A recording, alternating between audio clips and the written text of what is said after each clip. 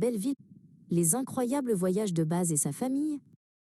Dans la belle ville de Lisbonne, là où les tramways jaunes grimpent les collines, vit un petit garçon nommé Baz. Il a 4 ans et des cheveux blonds tout ébouriffés. Chaque matin, Baz est tout joyeux. Il court à la crèche pour retrouver son grand copain Ben. Ensemble, ils jouent aux petites voitures et construisent des garages géants. « Vroom, vroom !» crie Baz en rigolant avec Ben. Quand le week-end arrive, Baz part à l'aventure sur les grandes plages du Portugal.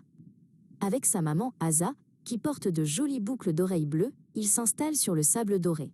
Baz prend son seau bleu et sa pelle pour construire d'énormes châteaux. Asa l'aide à faire des tours bien droites avec beaucoup de soin.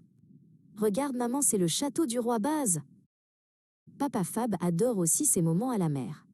Avec sa barbe et ses lunettes de soleil, il ressemble à un explorateur.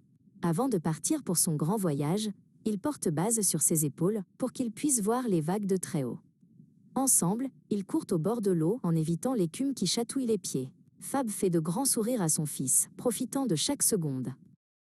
Pendant ce temps, très loin de là, les grands-parents Gaga et JP explorent l'Égypte. Ils sont montés sur un bateau à Hurghada pour naviguer sur le Nil.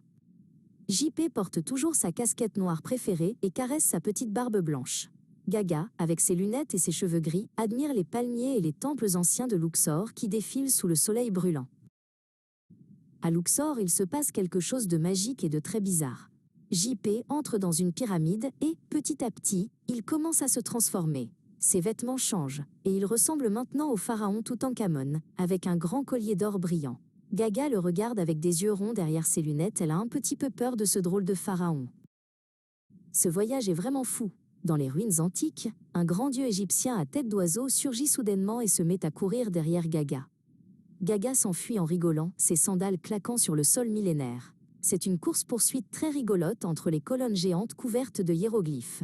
« Attrape-moi si tu peux », semble dire Gaga. À Lisbonne, le moment est venu de se dire au revoir pour un petit moment. Papa Fab doit partir travailler très loin, tout là-bas en Amérique. Il fait un énorme câlin à Baz. « Sois sage avec maman, mon petit aventurier !» dit Fab en serrant son fils très fort contre lui avant de fermer sa valise. Baz promet d'être très courageux.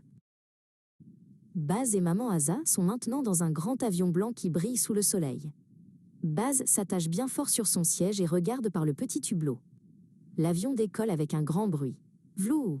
Il s'envole au-dessus des nuages direction Clermont-le-Fort pour aller voir les grands-parents.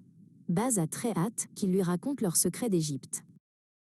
Dès que l'avion atterrit, Baz court sur le chemin vert qui mène à la maison de Clermont-le-Fort. Tout au bout du sentier, Gaga l'attend avec les bras grands ouverts. Elle n'a plus peur du pharaon et elle est si contente de retrouver son petit-fils. Baz se jette dans ses bras en criant de joie. « Je suis là, Gaga !» Le soir, tout le monde est réuni au chaud. JP, redevenu lui-même avec sa casquette noire et sa petite barbe blanche, montre à Baz un vrai papyrus rapporté de Luxor. Baz raconte ses châteaux de sable et ses jeux avec Ben. Même si Papa Fab est en Amérique, ils lui font un gros coucou en vidéo sur la tablette. Quelle famille de grands voyageurs!